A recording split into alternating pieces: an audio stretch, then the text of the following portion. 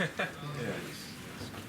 Talking about congratulations, obviously kind of a whirlwind 2.5 weeks, I imagine, for you. I mean, have you even had a chance to process what exactly just unfolded for you? No, simply no. I think this will take a while to sink in, to be honest. It's been an absolutely crazy 2.5 weeks. I've been saying, I can tell people now, I basically didn't have any training camp at all. I wasn't really in the best shape.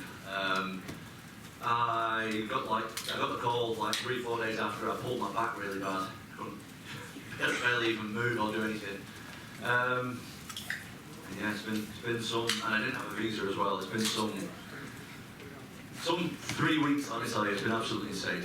So pre-fight at the press conference, I love what you said. Like, I knew that I couldn't win this thing by sitting on the couch. So I said yes. But given all the circumstances you were facing, like, was there any part of you inside that was like, this is dumb? Like, I probably shouldn't be doing this. Yep, that was my exact thoughts when I was sat in the locker room tonight. I was like, what am I doing? But to be honest, I get this a lot. Like, too many people in this game, I think, and in life in general. I'm not trying to be like a philosopher, but like, hide away from fear. Like, they try and be like, I'm not scared of it. I openly admit that I'm scared of it. I'm going to do it anyway. Like, that's when I do my best. Like, look, when Sergey whacked me with the upright right, my mouthpiece started to come out. Like, that's when I do my best work.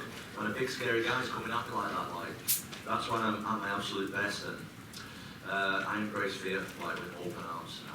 I'm happy to be scared and perform like that. Well, it was a great performance, and the emotion that came out of you, I mean, immediately, like you could see the realization when you knocked back. Can you just remember, like, kind of what was going through your head at that point, how hard you worked to get where you are, and what was it at that moment? It's just absolutely insane. Yeah, it was just like, sorry, excuse me. Yeah, it was just flashbacks to the last.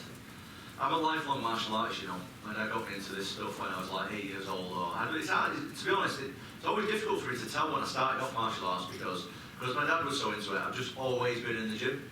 Like, I just used to, like, I was a shy kid, I didn't have like too many friends or nothing, so I just go to the gym just because I had nothing else to do. I didn't even train, I was just sat around kicking a football around and just chilling, and I do look like a couple of techniques and I go off again. And so, but to answer the question, I've been involved with this crazy martial arts journey for most of my life, and everything just flashed through my mind before my eyes. It was absolutely insane, an emotion that it's difficult to get to grips with.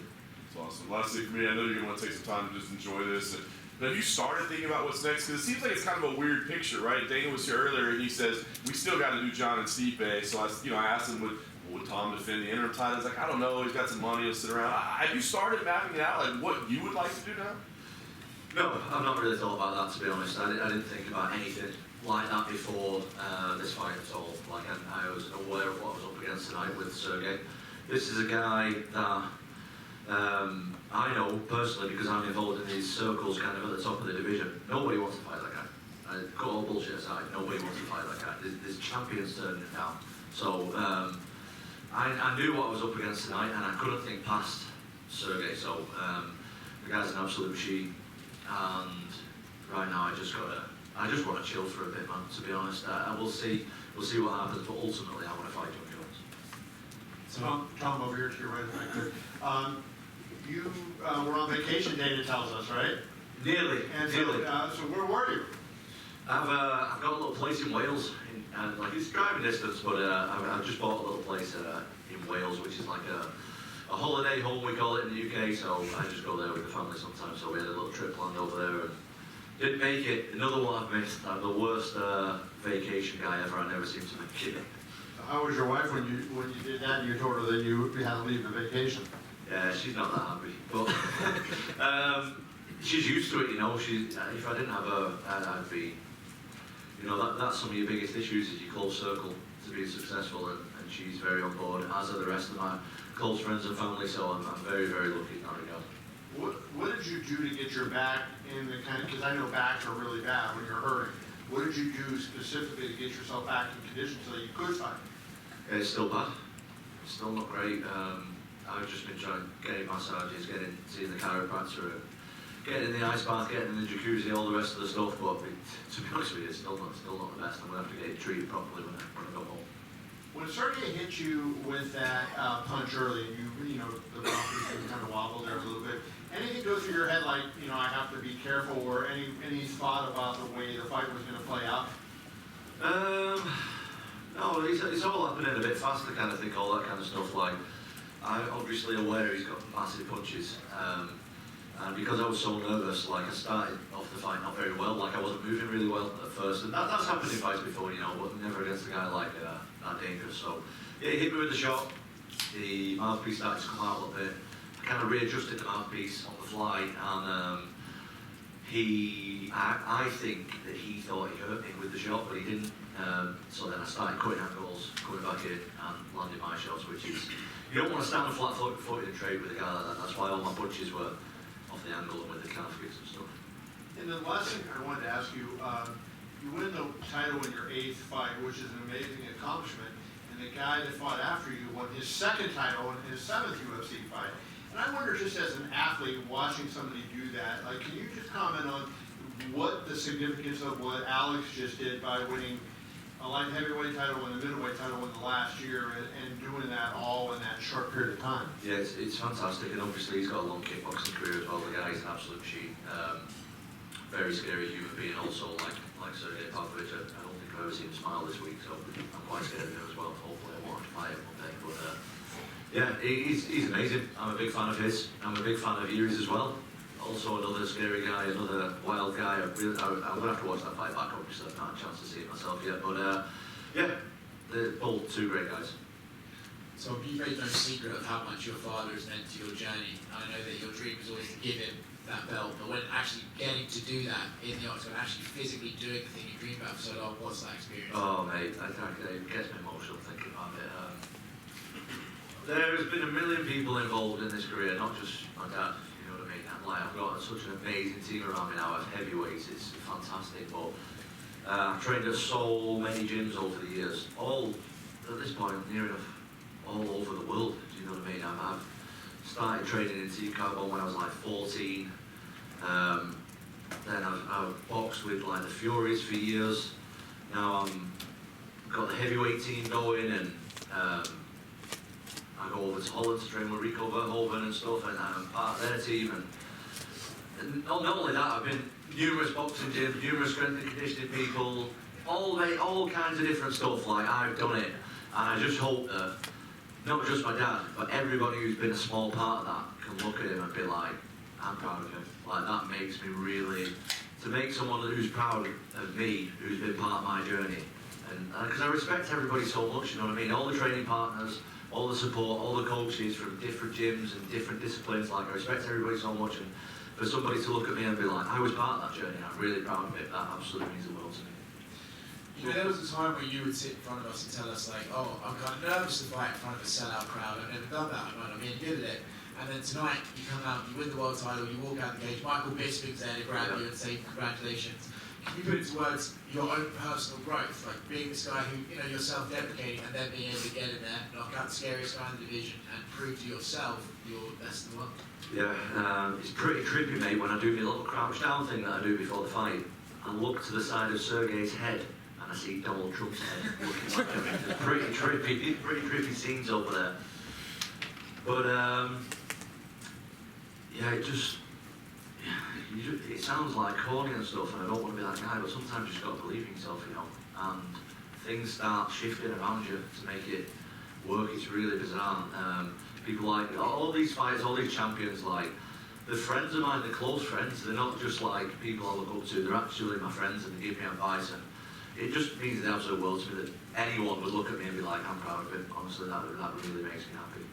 Last one for me, I know you said that you kind of want to take some time, and John Jones is the target, but Cyril Garn's calling you out, says he wants to fight. Oh, that's interesting. After I just called him out, went to France, and he turned the fight down.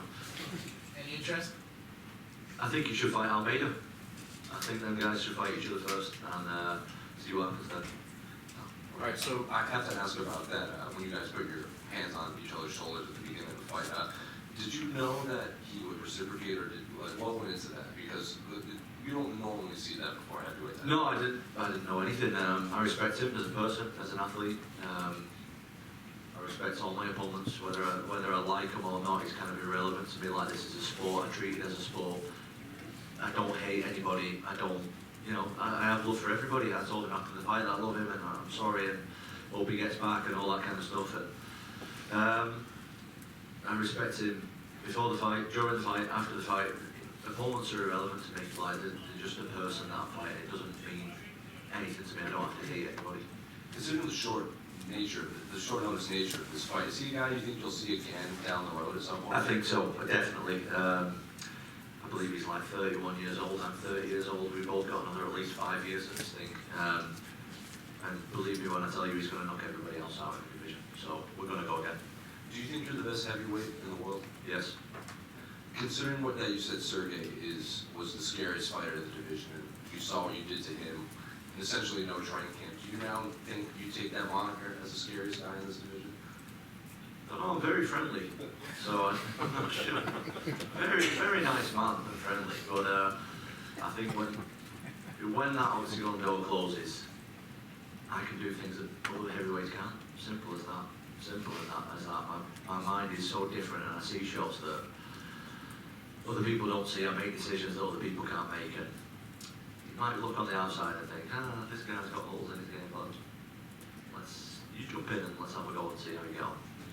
You just said that here in the center, you make decisions and you hit shots that others can't see. You won the fight off of a pair of left rights back to back. Was that something, again, you saw, or was this maybe just a matter of trying to get fast hands on him, or what?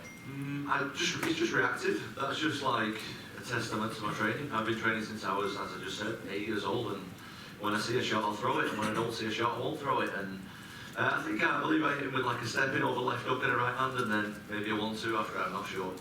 I'd have to watch it back. I've been in this, not this sport, but I've been in martial arts a long time, and we've done plenty of drills over the years with my dad and stuff like that, and with all the other coaches who've been involved, where my reactions are super fast, my eyes are super good. We still drill stuff with the eyes every day now. It's just practice. Without giving away too much, what is your favorite reaction eye drill? Reaction eye drill? Oh, so my dad's got like a little gym in his garage for the American people on there. Thank you for the translation. No problem. And for years now, my dad's been like all these tennis balls, and he's just like launching at my head, and I've got to like move the head out of the way. And I'll tell you what, it's paid off tonight, though, isn't it? That was pretty good. I don't want to get hit with a tennis ball, so I definitely won't want to get hit by Sergey Pavlovich. So yeah, we do a lot. We do a lot of that kind of stuff. We do a lot of different training, and I've done so many unorthodox training stuff with my dad in the garage over the years, and it's all top secret stuff though, so I don't want to give too much away. Tom back here. Oh, Hey, how you doing? Congratulations on the win, by the way. thank you. I think chance taking is the family business. Would you say, considering that your dad quit his job to train you, and you take a fight on short notice and win the world championship? Is there a piece of advice that he gave you at the very beginning when he started training you that he had to believe in he believed in you enough to quit his job to train you, and now you believe in yourself enough to take these risks and chances? But is there a piece of advice or a quote that he gave you that has always stuck well with you throughout your training? It's difficult to say with my dad because we've been through hundreds, if not thousands of hours of conversation. Do you know what I mean? It's not just in the gym. It's the drive to the gym. It's the drive back.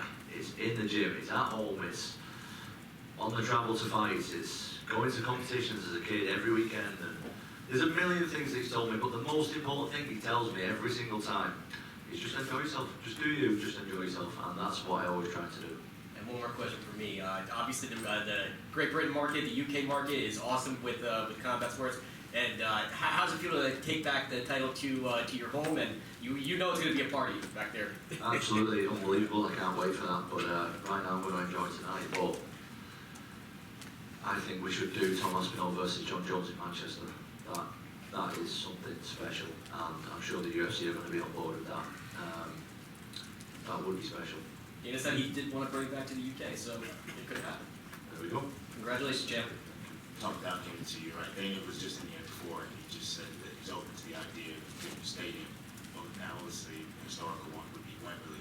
And I know you said that you're just taking it in right now, but now that I'm putting that prospect to you, then maybe I know Manchester would be perfect for you, but what about yourself, John Jones at Wembley? Absolutely incredible. Also, it doesn't have to be Manchester, but I think that if we do the greatest fighter of all time versus the UK heavyweight champion of the UFC, the UK heavyweight, you know what I mean? You know what I mean? The UK guy who's the world champion. That would, in the UK, that would be absolutely insane. Like, let's do it. Absolutely. And John has kind of gone on record and basically said that the Stevie fight might be his last fight.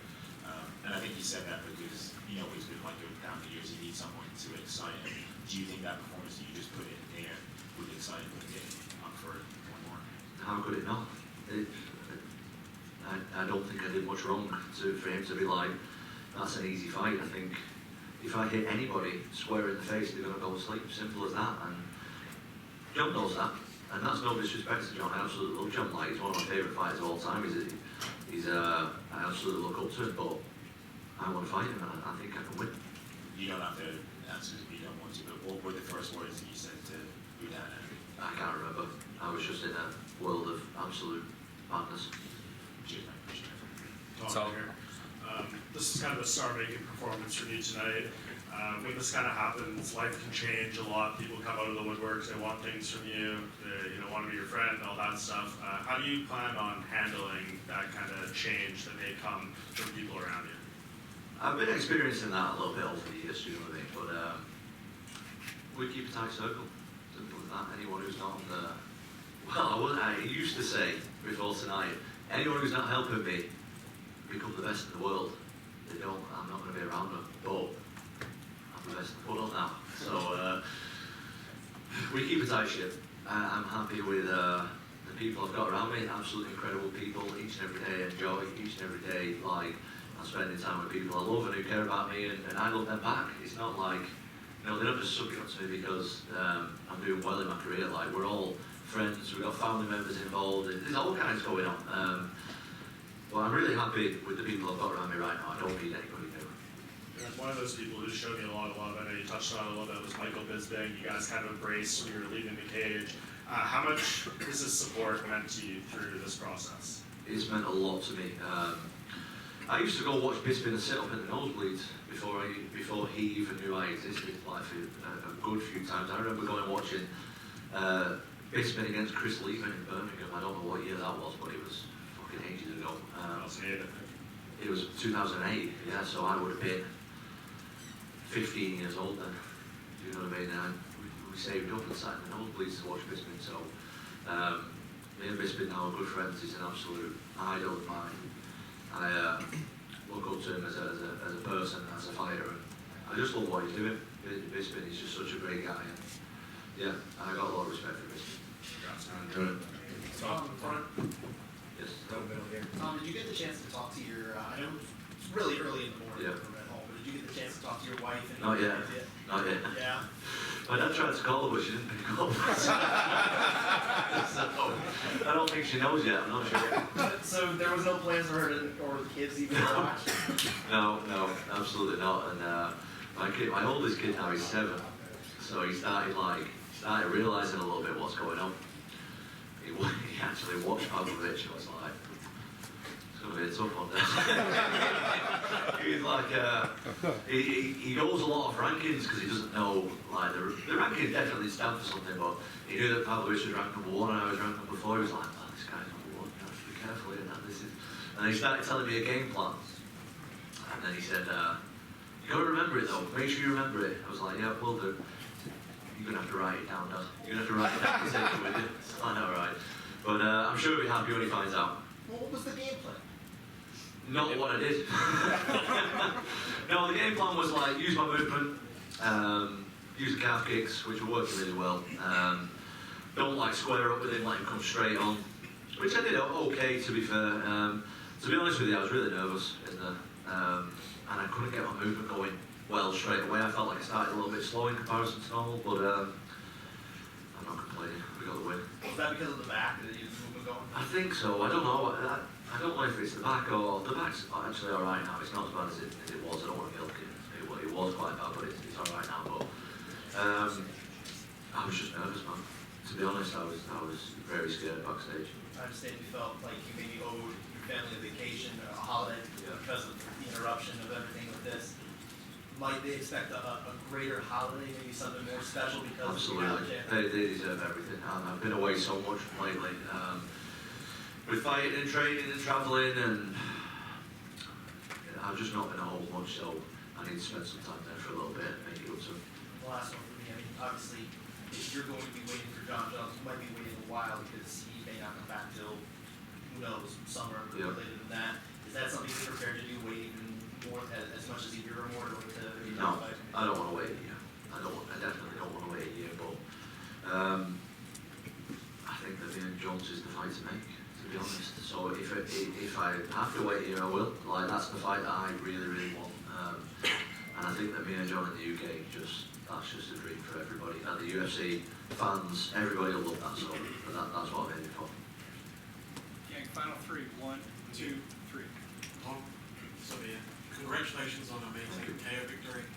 Tom Aspinall is now the interim heavyweight champion from Manchester, England. Give a message to your fans back home. It just means more to me than anyone will ever know, to be honest. Yeah, I just appreciate it a lot. Like, where I'm from is very important to me. But not only that, I got so much love here as well. Like, I didn't expect it. I didn't know what to expect, to be honest. Everyone's just been so nice, and it goes a long way. I really, really appreciate everybody and anybody who's even wished me good luck or whatever, you know what I mean, showed support in any kind of way. It absolutely means the world to me. And I'd love to thank everyone individually, but obviously I can't. And it just means the absolute world. Tom, right down the middle here. While you were sitting up there about 5 minutes ago, John Jones tweeted about you. Oh, that's nice. It's a nice tweet. He said, "Congratulations on the interim heavyweight championship belt. That was an awesome performance." So to hear that from him, the guy that many consider to be the greatest fighter of all time and a prospective future opponent of yours, I guess, how does that feel?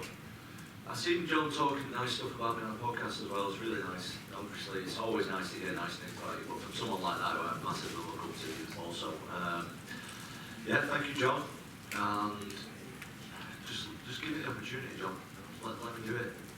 Give me my dream fight. Why not? I've just achieved my dream now. Give me my dream fight. Let me fight for my legacy now, please. And Tom, just onto your left, can you actually explain this week now in terms of Atherton to Times Square, your face lighting up, and then now you're the interim heavyweight champ of the UFC, because you know not many people do things like that from the Northwest, so it's just incredible. Didn't know you were coming, mate. It's nice to see you again. Cheers, mate. You did there. Appreciate it. Manchester in the house. Lovely. That's excellent. Yeah, mate, it means the absolute world. As I said, where I'm from is extremely important to me. Just everything about it. I just love the whole northern culture and just everything, just everything. And I just hope people are proud of me, man. I feel like I've done a big thing, at least in my life, and I hope that people can look at it and get some kind of inspiration from it. Do you know what I mean? It's as people from the Northwest, we're not told we can do stuff. We're always suppressed, I feel. And luckily, I've got amazing parents and I wasn't, but I hope I can be that guy who's someone starting out in martial arts and it's like, he's from the same place I'm from, I can do it as well. If I can do that a little bit, that's mission accomplished. Tom, congrats, mate. Thank you.